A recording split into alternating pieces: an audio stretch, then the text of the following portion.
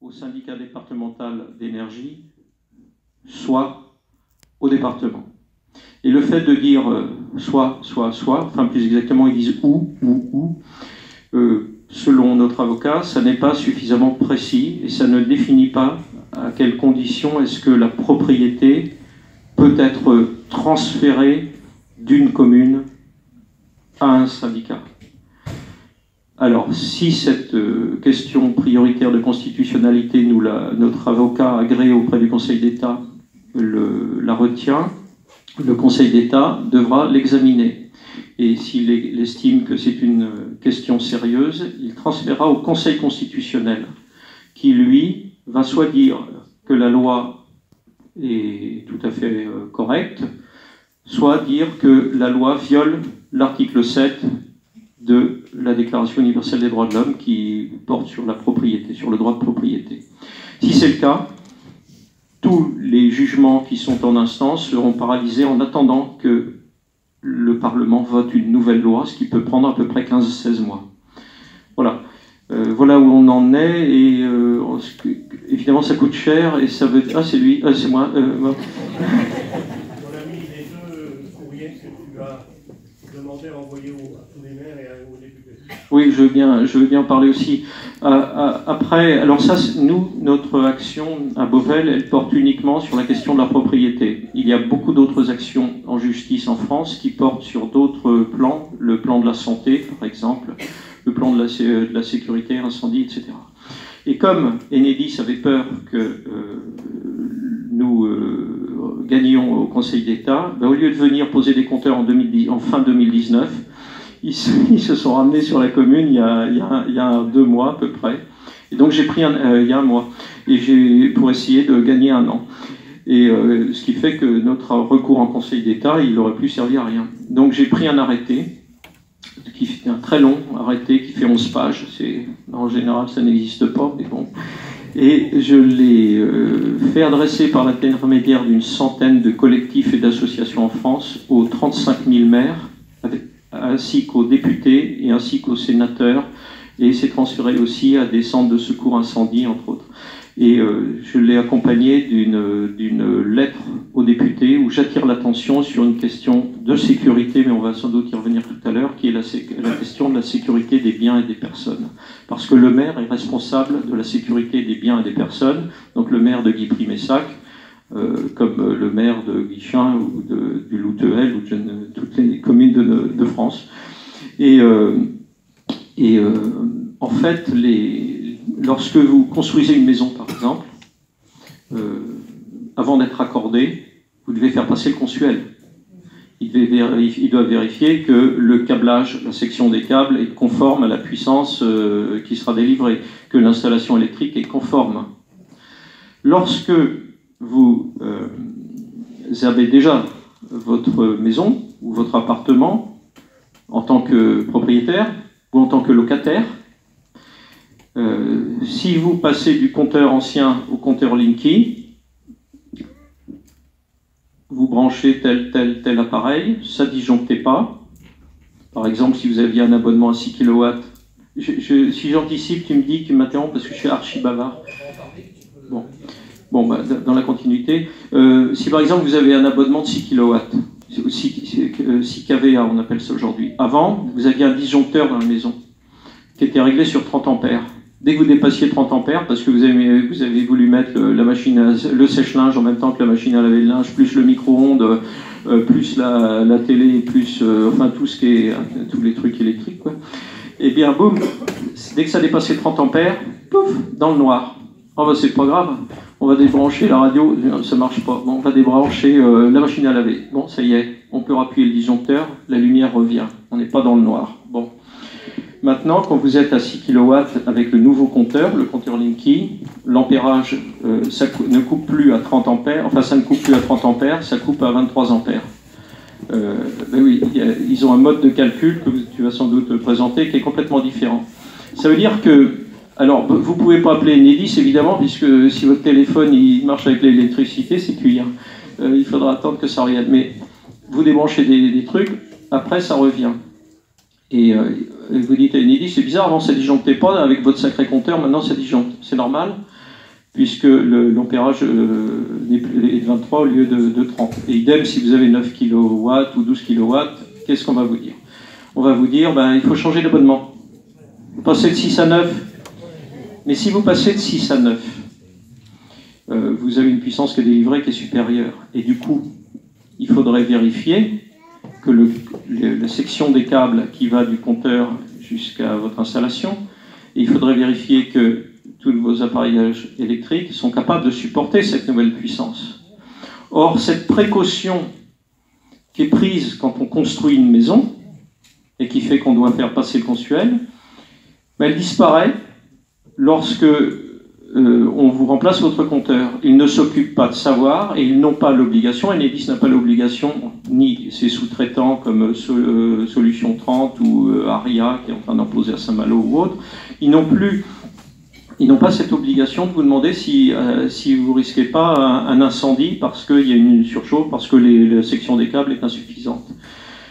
On vous balance le jus, et en plus parfois sans vous prévenir. Et il y a un certain nombre donc j'ai pris un arrêté en m'appuyant sur cet aspect des choses et sur bien d'autres, évidemment, la violation de certains règlements du droit du travail qui sont pas respectés dans la manière dont ils embauchent et dont ils forment les poseurs, etc. Et j'ai pris un arrêté pour dire, en tant que maire, pendant un an, j'ai pas pris un arrêté définitif pour l'instant pour pas être cassé tout de suite. Pendant un an, interdiction de poser des compteurs sur la commune de Beauvelle, du fait qu'en prenant en considération les risques réels d'incendie qu'il y a, je ne remplis plus mon rôle, ma responsabilité de maire, qui est de protéger la sécurité des personnes et des biens, avec en plus, si ça brûle chez vous, ça peut se transmettre à côté, etc. Et cette... Oui, madame? Pourquoi l'agrément de l'EDF Non. Pas pour augmenter la puissance du compteur. Vous demandez, si vous avez une pompe à chaleur par exemple, il y a des appareils qui demandent beaucoup d'énergie au démarrage. Et c'est là où ça dépasse l'ampérage. Et c'est pour ça que ça disjoncte. Voilà la difficulté. Alors, donc, ça a été transmis. Alors, tous les élus de la communauté de communes, moi, je fais partie de la même communauté de communes que vous, je suis vice-président de BHBC depuis le mois de mars. Et eux aussi, je leur ai mis à titre personnel la copie de cet arrêté, etc. Donc la question après, elle est de savoir quelle conception les élus se font de leur rôle, quoi. Est-ce qu'ils disent oui, on est responsable, mais en fait, quand il y a des problèmes, ils sont sortis de la place publique, ils n'en ont plus rien à faire, ou pas. Voilà, ça, c'est un problème de morale aussi, c'est pas qu'un problème juridique. Je vais arrêter parce que je vais être trop long autrement, peut-être. Alors, si cet arrêté est attaqué au tribunal, je vais le modifier, et puis j'en prendrai encore un autre, je vais jouer avec la préfecture jusqu'au bout, quoi. Alors, il y a des maires qui n'ont pas non plus, qui se sentent pas prêts à le faire, quoi. Ils ont peur. Il y a des maires, j'ai eu des maires ou des mairesses au téléphone qui ont retiré des délibérations parce que le préfet menaçait de les mettre sous la tutelle de la Chambre régionale des comptes parce qu'ils avaient des difficultés financières dans leur commune, etc. Ou alors en fonction de leur appartenance politique aussi, parce que voilà, je suis de tel parti. Alors moi, comme j'appartiens à rien du tout, à peine à moi-même, donc je n'ai pas de souci de ce côté-là. Merci José.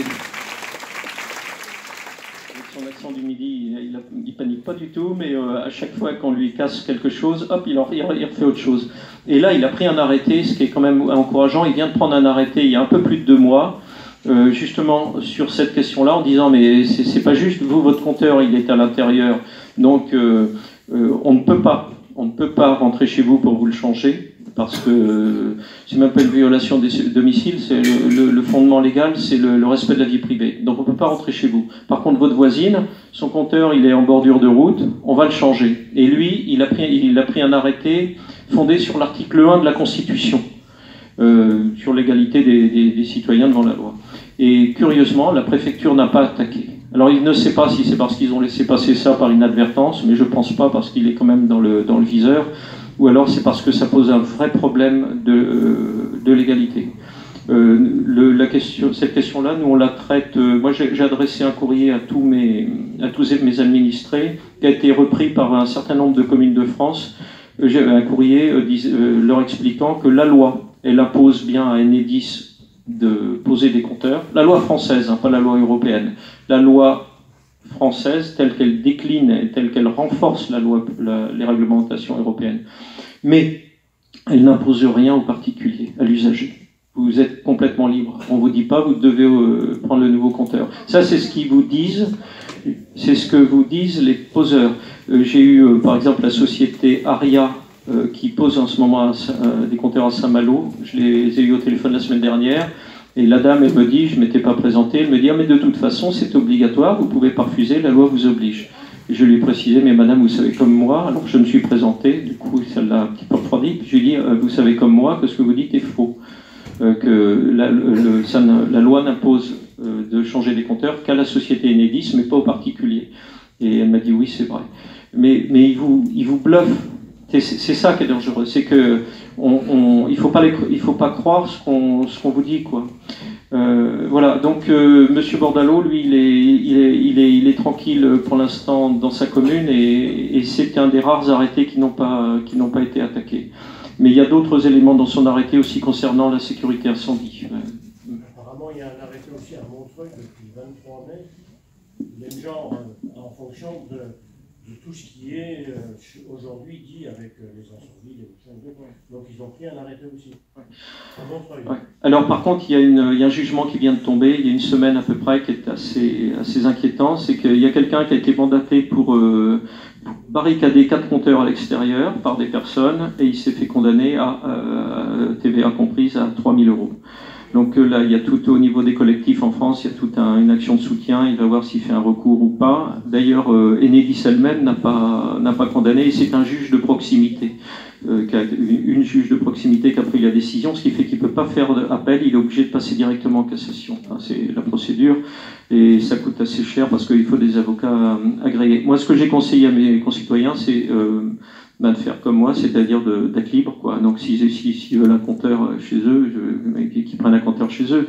Mais par contre, je leur ai dit, si vous le barricadez, le boîtier normalement n'appartient pas à Enedis, le boîtier qui est autour, là. Mais ne le percez pas, etc. Donc j'ai des concitoyens qui ont mis des grosses chaînes, tout un tas de choses, des plaques de tôle avec des pierres dessus, enfin tout ça. Le principal, c'est quand on viendra le relever, il faut pouvoir accéder pour relever le compteur, quoi. Et j'ai un de mes conseillers municipaux qui est ferronnier, qui est en train de bricoler pour les compteurs de la commune des petites cages spéciales. Merci. Donc on va essayer de vous présenter donc le compteur Linky, mais juste avant, il y a quand même des questions que vous vous posez. On va essayer de répondre très rapidement à ces questions et vous pourrez nous interpeller dessus. Alors un point important quand même sur les compteurs, comme le disait José, c'est qu'il y a eu la Cour des comptes qui, en février dernier, nous a indiqué que le compteur il n'était pas bon pour nous. Alors pas pour la santé, sur le point santé, mais sur le point économique. L'intérêt, il était purement pour Enedis. On ne va pas rentrer dans le détail pour l'instant, moins que André veuille le faire tout à l'heure. Mais dans ce rapport, il y a un point qui est important, qui est précisé, c'est que à la question des propriétés, la Cour des comptes a quand même répondu, les réseaux publics de distribution restent non... Alors, les réseaux publics de distribution, c'est la moyenne tension, la basse tension, c'est le compteur, et puis ce qui va du transformateur au compteur. Et reste néanmoins la propriété des communes qui confient le cas échéant en déléguant leurs compétences à des syndicats intercommunaux. En clair, ça appartient toujours aux communes, d'après la Cour des comptes. Voilà, c'était un point important. Et on va essayer de... Alors, ce qui est important aussi, c'est qu'on parle du compteur Linky, mais vous avez peut-être entendu parler d'autres compteurs. Le Linky n'est pas le seul. Le Linky va être suivi, et même suivi en ce moment, par le compteur Gaspard, le compteur de gaz, et le compteur d'eau. D'accord ? Ça veut dire que, si on prend l'exemple de votre commune, Guipry-Messac, il y a officiellement 2088 compteurs électriques sur Guipry et 1652 sur Messac, ce qui fait aux alentours, on est à 3900 à peu près, et 3700. Et il y en a 35 millions en France. Et au niveau du gaz et de l'eau, alors on n'a pas les chiffres, parce que je crois qu'à Guipry, il n'y a que 3% de compteurs de gaz installés sur la commune. Mais ça va faire quand même quelques centaines, voire quelques milliers de compteurs en plus. Et ces compteurs, ils sont communicants, donc ils ont des modules GSM, des modules de téléphonie, où le Linky utilise aussi une autre technologie dont on va parler tout à l'heure, qui sont néfastes pour la santé. Et on va expliquer pourquoi c'est néfaste pour que vous compreniez mieux. Donc il peut y avoir dans certains cas 3 compteurs communicants par foyer. Alors, pour répondre à certaines de vos interrogations, parce que peut-être que certaines personnes ne pourront pas rester le temps de la réunion, on va essayer de faire rapidement. Il y a eu 7-8 réponses. Le compteur Linky est-il obligatoire? C'est totalement faux, comme le disait José. Il n'y a pas de loi qui impose l'installation du compteur. La loi impose à Enedis de poser les compteurs, mais elle n'impose pas aux usagers de l'accepter. Donc il y a un vide juridique qui est énorme là-dessus, mais ils profitent de la force qu'ils ont parce que c'est David contre Goliath. D'ailleurs, il n'y a pas d'amende. Deuxième point, si vous refusez le compteur Linky, est-ce que vous allez payer une amende? Là, je viens juste d'y répondre, non. Il n'y a aucune amende de prévue dans la loi de transition énergétique. Initialement, ils en parlaient, avant de la voter en 2015. C'était une amende de 1 500 €, et grâce aux actions des différents collectifs et associations en France qui se sont battus, cette amende a été retirée. Donc aujourd'hui, il n'y a pas d'amende, on ne risque rien. Alors, il y a le point que tu as évoqué, José, tout à l'heure, pour une personne qui a protégé non pas son compteur, mais plusieurs compteurs d'autres personnes. Une autre question importante que vous pouvez vous poser, c'est si vous refusez le compteur Linky, aujourd'hui, alors qu'il n'est pas facturé, on vous l'imposera plus tard et vous devrez alors le payer. Ça, c'est ce que vous disent les poseurs de OK Service et autres. C'est totalement faux. Il faut déjà savoir que le compteur n'est pas gratuit. Il a un coût aux alentours entre 150 et 250 € parce qu'Enedis le paye. Et vous le payez déjà dans vos factures, dans les taxes, la taxe TURP. C'est déjà inclus depuis des années. Tu veux préciser autre chose peut-être, non? Oui, le TURP qui représente à peu près 30% de votre facture va augmenter encore au mois d'août. Mais c'est à partir de 2020 en fait qu'ils vont répercuter le coût des compteurs. Les compteurs, on estime à 5 milliards 700 millions d'euros le coût des 35 millions de compteurs. Comment est-ce que c'est financé? Il y a 10%, donc 470 millions, qui sont autofinancés. Et les 90% restants sont financés par un emprunt auprès de la Banque européenne, et c'est un emprunt que Enedis a fait à un taux de 0,77%. Et à partir de 2020, quand ils estimeront que tous les compteurs seront posés et que ça va commencer à être intéressant parce qu'ils vont capter vos données, ils vont répercuter, par l'intermédiaire du TURP, ils vont répercuter le remboursement de cet emprunt, et c'est là que vous allez le payer, à un taux de 4,60 de mémoire. Elle est pas belle la vie.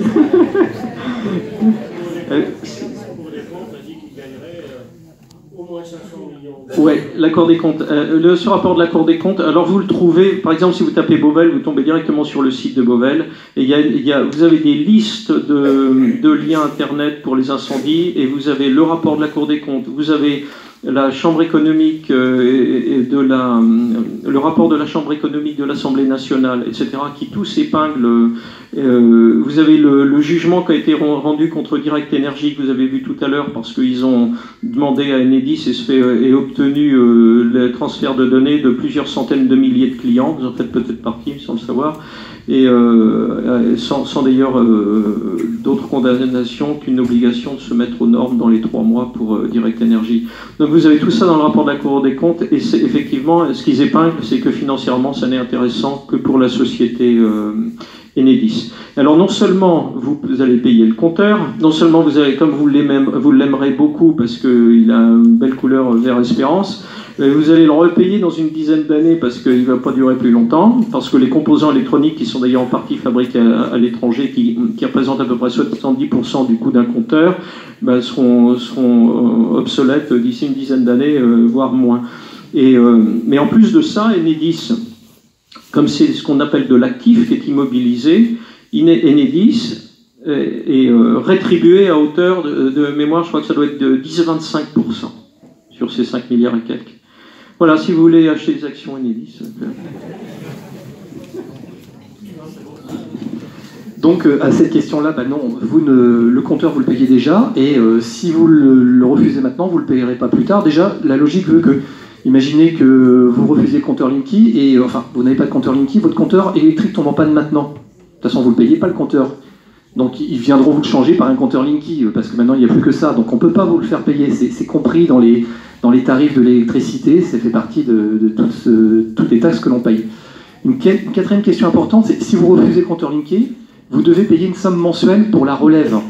Alors officiellement, pour l'instant, ça n'est pas possible. On ne peut pas le faire dans les médias.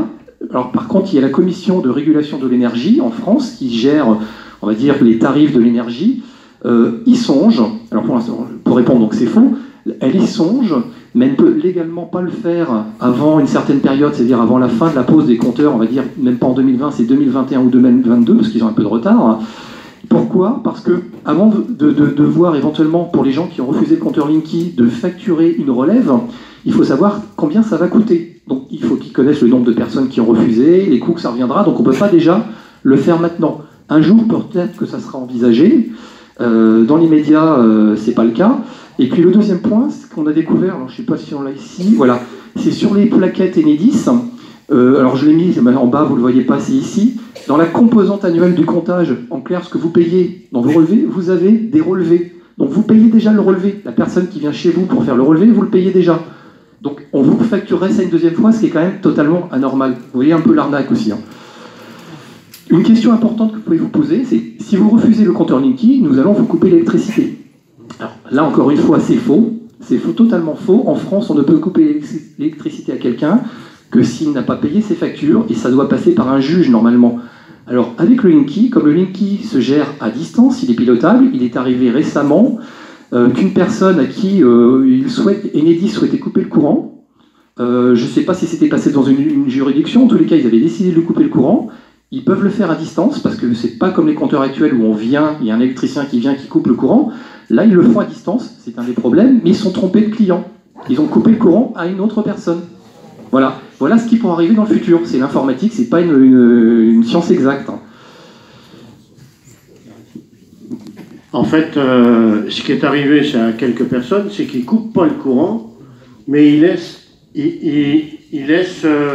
juste 1 kWh de telle manière que vous puissiez au moins avoir l'éclairage. Donc, effectivement, ils n'ont absolument pas le droit de couper le courant, c'est pas légal en France. Hein. Mais ils peuvent diminuer. Donc, ils peuvent laisser 1 kWh de quoi juste vous éclairer. Il y a des gens qui sont en difficulté, de toute façon les mairies sont toujours, moi je suis toujours informé, les maires sont toujours informés quand il y a des gens qui ont des difficultés pour payer leurs factures. Hein. On leur coupe pas comme ça, et le cas échéant, il y a des dispositifs qui peuvent être mis en place, CCAS ou autres, pour régler le problème. On coupe pas comme ça. Même les squatteurs à Beauvais, il y en a un squat assez réputé, même eux, ils se branchent sur EDF, ils n'ont jamais d'inquiétude. Ça serait pas légal de laisser qu'un kWh pour la lumière en hiver et le chauffage? Non, c'est pas légal. Oui. Alors, on a eu une information récemment, je ne sais pas si elle est... Enfin, on sait que c'est vrai ce qui s'est passé, mais on ne connaît pas la raison exacte. On peut vous couper le courant si c'est passé devant une juridiction. Et vous savez que quand on arrive en période hivernale, on ne peut pas vous laisser sans courant, donc EDF est obligé de vous remettre le courant. Et j'ai dit bien EDF, parce qu'a priori, si vous êtes sur un autre fournisseur d'électricité, c'est-à-dire Engie, Enercop et autres, eux n'ont pas l'obligation, semble-t-il. Donc c'est une des raisons éventuellement de rester chez EDF. C'est une information qu'on a eue récemment par les collectifs de l'Ariège, justement. Et voilà, attention, alors on n'a pas la preuve absolue, mais c'est à se poser comme question. Une sixième question importante, si vous êtes producteur d'électricité, vous êtes obligé de prendre le Linky. C'est totalement faux. C'est plus pratique, on va le reconnaître, c'est un des rares avantages du Linky, parce qu'il va gérer, au lieu d'avoir 2 compteurs, on peut en avoir qu'un seul. Bon, je ne vais pas rentrer dans le détail, mais il n'y a pas d'obligation, pour les gens qui se poseraient la question. Oui. Producteur d'électricité, mais mes parents ont eu le problème cette semaine. Ils devaient installer le compteur Linky et ils n'ont pas voulu parce qu'ils produisent pour eux simplement, pas pour EDF. Ah oui, alors là, je ne sais pas si quelqu'un sait, moi j'ai pas la réponse sur la production pour EDF ou pour soi-même, je ne sais pas. Je ne saurais pas répondre. Nous, on a des panneaux photovoltaïques. J'avais fait installer des panneaux photovoltaïques sur 2 bâtiments communaux, un boulodrome et puis une salle de motricité. il y a quelques années. Donc le courant, il est revendu à EDF à des tarifs qui avaient été fixés à l'époque. Ça pose pas de problème. C'est des difficultés pour eux, des difficultés de gestion et notamment des difficultés parce qu'on augmente le parc de producteurs individuels, alors que si c'est en autoconsommation, c'est pas tout à fait pareil. Ils voudraient mieux maîtriser, mais tout ça ce sont des faux arguments. De toute façon, ils produisent pas suffisamment d'électricité pour la France, ils sont obligés de l'importer. Alors, ça va pas changer grand-chose.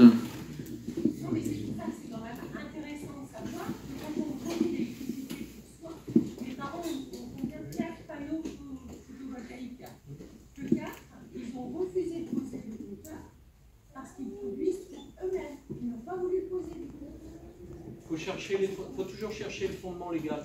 Il faut toujours leur demander de produire les textes qui justifient leur demande. Il n'y a pas d'autre solution. Dans tous les domaines, c'est ça. Quel est le fondement légal de leur demande? Sinon, c'est un refus de prestation de service. Alors là, c'est vrai que moi, en tous les cas, j'ai pas la réponse à votre question parce que vos parents produisent de l'électricité, sachant que c'est assez récent de pouvoir avoir le droit de produire son électricité parce qu'avant, on devait forcément la revendre à EDF. Depuis quelques mois ou un an ou deux, j'ai pas exactement la date, on peut s'auto-produire.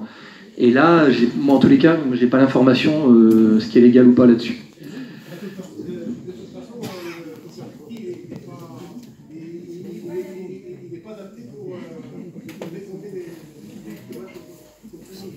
Le Linky, peut-être, quand vous produisez de l'électricité, on verra, je ne saurais pas.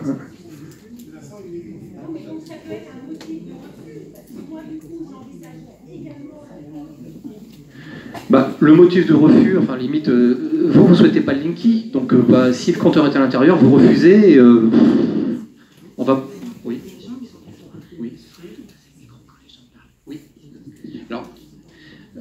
Alors par contre, il faudrait qu'on ait deux micros. Alors oui, on me dit qu'on n'entend pas bien la question de madame. Je vais répéter quand même la question. C'est madame se pose la question à savoir ses parents sont producteurs d'électricité avec des panneaux photovoltaïques et qu'a priori ils souhaitaient refuser le Linky, mais non.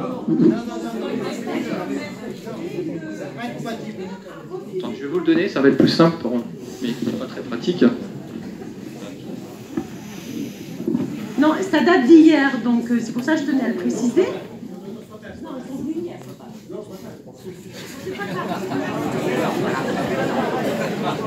Ils avaient rendez-vous pour poser le compteur Linky, et quand l'installateur est arrivé et qu'il a vu qu'ils avaient des panneaux photovoltaïques, mais pour leur propre production et non pas pour revendre à EDF, il a refusé d'installer le compteur parce qu'il n'est pas compatible.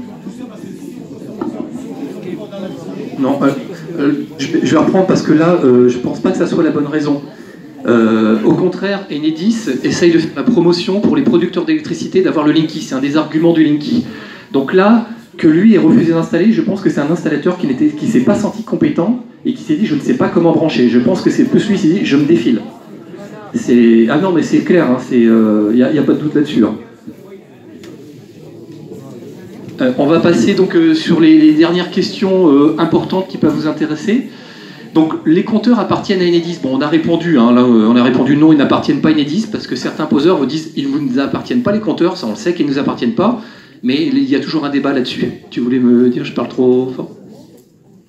Et la dernière question importante, je suis locataire, je ne peux donc si je suis locataire, je ne peux donc pas refuser le compteur.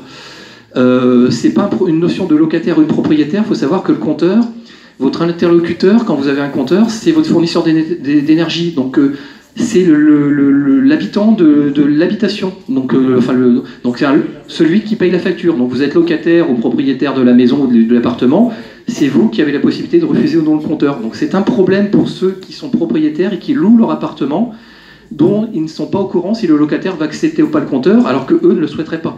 Donc, ça peut être un problème pour un propriétaire qui loue une maison ou un appartement, un bien, quoi.